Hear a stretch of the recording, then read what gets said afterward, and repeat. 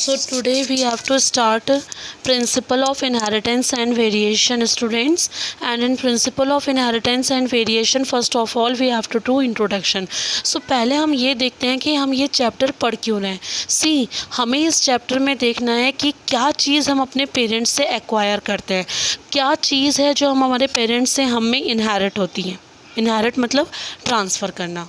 ठीक है, इनहेरिट का मतलब क्या होता है, ट्रांसफ़र करना होता है. तो ऐसी क्या चीज़ है जो हम अपने पेरेंट्स से इनहेरिट करते हैं और इनहेरिट करने के बाद हमारे अंदर वेरिएशंस आती हैं. मतलब हम एग्जैक्टली कार्बन कॉपी नहीं होते अपने पेरेंट्स की, है ना. कुछ चीज़ें जैसे आपके घर में कोई आता है तो क्या बोलते हैं कि आपकी आंखें की पापा पे गई हैं, आपके यहाँ जो नोज़ है वो आपकी मम्मी पे गई हैं. इसका मतलब कुछ ना कुछ दोनों का कॉम्बिनेशन हो आप, है ना, लेकिन एग्जैक्टली कार्बन कॉपी नहीं हो. So this is known as variation.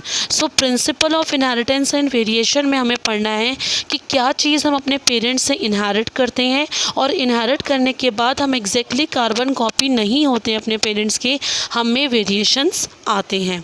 तो पहले हम इसके टर्मिनोलॉजीज़ कुछ पढ़ेंगे कि क्या क्या टर्मिनोलॉजीज़ हमें इसमें देखने हैं. इंट्रोडक्शन में सबसे पहले आप बोलोगे कि जो हमारा जेनेटिक्स टर्म है, ठीक है, जो हमारा जेनेटिक्स टर्म है वो किसने दिया है. ठीक है, सबसे पहले आप बोलोगे कि इसको हमें W. बेटसन ने दिया है. ठीक है, W. बेटसन ने क्या कराया है, जेनेटिक्स टर्म को दिया है. अब जेनेटिक्स होता क्या है, जेनेटिक्स क्या होता है. जेनेटिक्स में हम हेरिडिटरी के बारे में प्लस वेरिएशंस के बारे में पढ़ते हैं. ठीक है, हम हेरिडिटी एंड वेरिएशंस के बारे में पढ़ते हैं. हेरिडिटी मतलब क्या चीज़ हम ट्रांसफ़र कर रहे हैं और हमारे ट्रांसफ़र करने से क्या क्या वेरिएशंस आ रही हैं. ठीक है, आ गई बात समझ में. अब जैसे सबसे पहले हम डिस्कस करेंगे कि हेरिडिटी क्या होती है, फिर हम डिस्कस करेंगे वेरिएशंस क्या होता है. तो पहले हम बात करते हैं बेटे कि हेरिडिटी क्या होती है. ठीक है, तो हेरिडिटी में क्या होता है, ट्रांसमिशन होता है, या फिर आप बोलोगे कि ट्रांसफ़र होते हैं. क्या ट्रांसफ़र होते हैं, करेक्टर्स ट्रांसफ़र होते हैं. कहाँ से कहाँ ट्रांसफ़र होते हैं, आप सबको पता है कि जो करेक्टर्स होते हैं वो पेरेंट्स से ऑफस्प्रिंग में ट्रांसफ़र होते हैं. ठीक है, तो पेरेंट्स से ऑफस्प्रिंग में ट्रांसफ़र होते हैं. क्या ट्रांसफ़र होते हैं, करेक्टर्स ट्रांसफ़र होते हैं. कैसे करेक्टर्स ट्रांसफ़र होते हैं, जेनेटिक करेक्टर ट्रांसफ़र होते हैं. तो आप बोलोगे कि the transfer of genetic character from parents to the offspring is known as heredity. मेरी बात समझ में आ रही है. हेरिडिटी क्या है, ट्रांसफ़र ऑफ जेनेटिक करेक्टर. जो भी जेनेटिक करेक्टर हम पेरेंट्स से ट्रांसफ़र करते हैं ऑफस्प्रिंग में, उसको हम हेरिडिटी बोलते हैं. ठीक, अब वेरिएशंस क्या है.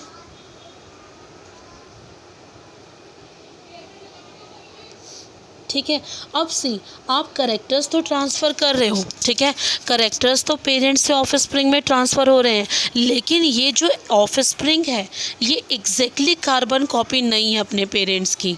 ठीक है, एग्जैक्टली कार्बन कॉपी नहीं है अपने पेरेंट्स की.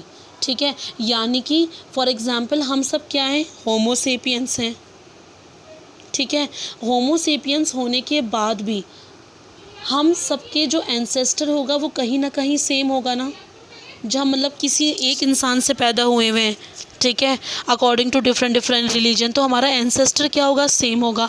लेकिन उसके बाद भी अगर हम सारे होमोसेपियंस को कंपैरिजन करते हैं तो हम सब क्या कर रहे हैं, एक दूसरे से वेराई करते हैं. इवन हम सब के पास नोज़ होती है, आईज़ होती हैं, लिप्स होते हैं, ईयर्स होते हैं, सारी चीज़ें होती हैं, लेकिन हम सबका जो वेरिएशंस होते हैं, जो मॉर्फोलॉजी होती है, वो हम सब में क्या होती है, डिफरेंट होती है. ठीक है, तो जो हम होमोसेपियंस हैं, हमारे एंसेस्टर सेम होने के बाद भी हमारे अंदर वेरिएशंस आते हैं. हम एग्जैक्टली कार्बन कॉपी नहीं होते. कुछ हमारे करेक्टर्स फादर के होते हैं, कुछ हमारे करेक्टर्स जो होते हैं वो मदर के होते हैं. ठीक है, तो इसको हम क्या बोलते हैं, वेरिएशन बोलते हैं। तो अब समझ में आया। कोई आपसे पूछेगा जेनेटिक्स क्या होता है, तो आप बोलोगे हेरिडिटी और वेरिएशन दोनों को कंबाइन करके हम जेनेटिक्स बोलते हैं। कोई पूछेगा हेरिडिटी क्या होता है, तो आप बोलोगे the character of transfer of genetic character from parents to their offspring. कोई बोलेगा वेरिएशंस क्या होते हैं, तो आप बोलोगे बेटा आपका आंसर होगा कि हम सेम एंसेस्टर से बिलोंग करते हैं, हम सब होमोसेपियंस हैं, उसके बाद भी हम सब आइडेंटिकल कार्बन कॉपी अपने पेरेंट्स की नहीं है। क्यों नहीं है? Because we are the result of sexual reproduction. अगर हम ए सेक्शुअल रिप्रोडक्शन का रिजल्ट होते तो हम कार्बन कॉपी होते, क्लोन्स होते, लेकिन हम सेक्शुअल रिप्रोडक्शन का रिजल्ट हैं, तो हम क्या हैं बेटा, हम में वेरिएशंस देखने को मिलेंगे। ठीक है, उसके बाद जी.जे. मैंडल, ठीक है, इनको हम बोलते हैं फादर ऑफ जेनेटिक्स। इनको हम क्या, फादर ऑफ जेनेटिक्स बोलते हैं। ठीक है, जी.जे. मैंडल को हम फादर ऑफ जेनेटिक्स बोलते हैं। फिर हमारा आएंगे डब्ल्यू बेटसन। ठीक है, डब्ल्यू बेटसन को हम फादर ऑफ मॉडर्न जेनेटिक्स बोलते हैं। फादर ऑफ, प्लीज़ ये आपके नीट के लिए बहुत इंपॉर्टेंट है, इसे अच्छे से पढ़ लेना। फादर ऑफ मॉडर्न जेनेटिक्स बोलते हैं। उसके बाद हम बात करते हैं मॉर्गन की।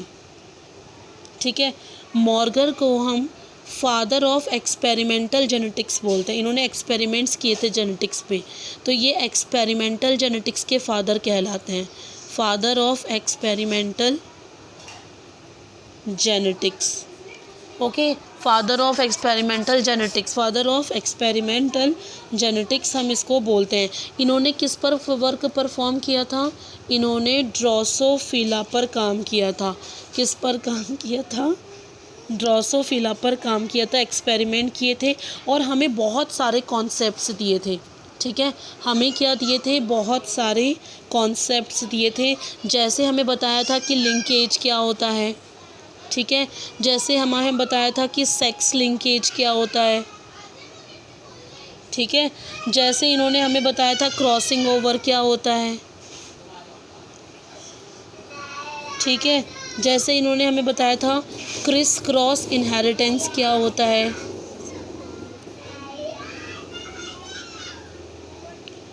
ठीक है, और जैसे इन्होंने हमें बताया था लिंकेज मैप क्या होता है ऑन ड्रोसोफिला, लिंकेज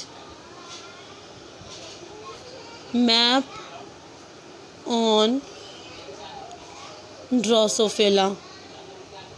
ठीक है, लिंकेज मैप क्या होता है? ड्रोसोफिला का। तो मॉर्गन क्या थे? Morgan father of experimental genetics थे और इन्होंने ड्रोसोफिला पर एक्सपेरिमेंट किया था और बहुत सारी चीज़ें दी थी। जैसे इन्होंने कॉन्सेप्ट लिंकेज का कॉन्सेप्ट दिया था, सेक्स लिंकेज का कॉन्सेप्ट दिया था, क्रॉसिंग ओवर का कॉन्सेप्ट दिया था, क्रिस क्रॉस इनहेरिटेंस का भी हम सब पढ़ेंगे क्या होता है, क्रिस क्रॉस इनहेरिटेंस का कॉन्सेप्ट दिया था क्या होता है, लिंकेज मैप ऑन ड्रोसोफिला का कॉन्सेप्ट दिया था कि लिंकेज मैप ऑन ड्रोसोफिला क्या होता है। ठीक है, उसके बाद हम बात करते हैं कि ह्यूमन जेनेटिक्स के फादर कौन थे।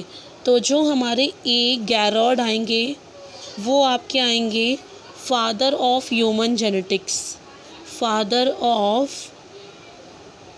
ह्यूमन जेनेटिक्स, ये आपके आएंगे father of human genetics and biochemical genetics, father of human genetics and biochemical genetics. ठीक है, गैरॉड क्या था? इन्होंने सबसे पहले ह्यूमन का पहली जेनेटिक डिसऑर्डर देखी थी, ह्यूमन की फर्स्ट जेनेटिक डिसऑर्डर देखा था। ठीक है, इन्होंने ह्यूमन का सबसे पहले, गैरॉड ने ह्यूमन का फर्स्ट जेनेटिक डिसऑर्डर देखा था। ठीक है, और उसका नाम क्या था डिसऑर्डर का? एलकैप्टोन्यूरिया था। क्या था? एलकैप्टोन्यूरिया, जिसको हम ब्लैक यूरिन डिजीज़ भी बोलते हैं, यानी कि जो हमारा यूरिन आ रहा था वो ब्लैक कलर का आ रहा था। ठीक है, ब्लैक यूरिन डिजीज़। ठीक है, इसमें क्या हो रहा था? एक एंजाइम होता है, एक एंजाइम होता है जिसे हम बोलते हैं होमोजेंटिस्टिक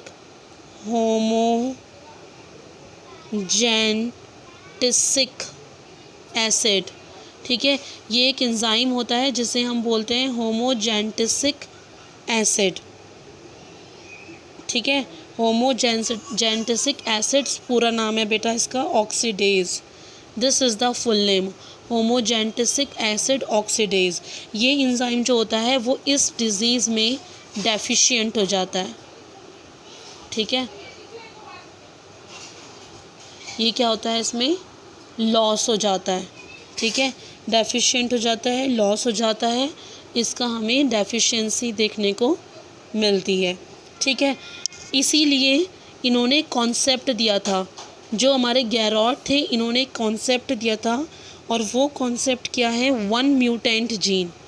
अगर एक जीन भी म्यूटेंट हो गया, one mutant gene one metabolic block, तो वो हमारी एक मेटाबॉलिक रिएक्शन को वन मेटाबॉलिक ब्लॉक, ठीक है, वो हमारी एक मेटाबॉलिक रिएक्शन को ब्लॉक कर देगा। यानी कि एक जीन भी अगर म्यूटेट हो गया तो वो एक मेटाबॉलिक ब्लॉक को कर देगा, ठीक है। सो this is all about the scientific terms, कि हमारे कौन कौन से साइंटिफिक टर्म्स आए थे और उनको कौन कौन साइंटिस्ट लेकर आए थे कौन कौन से टर्म्स को। इसको अच्छे से प्लीज़ पढ़ लीजिएगा। इसके बाद मैं नेक्स्ट वीडियो में आपसे शेयर करूँगी सम जेनेटिकल टर्म्स, कि कौन कौन से जेनेटिकल टर्म्स होते हैं। This is all about today's topic. Thank you so much.